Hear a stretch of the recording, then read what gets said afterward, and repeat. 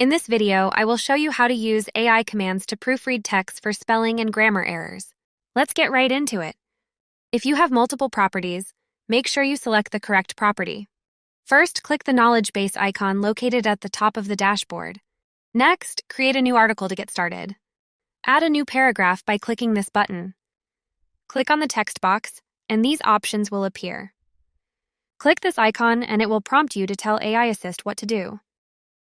In this example, we will show you how to proofread the text for spelling and grammar errors.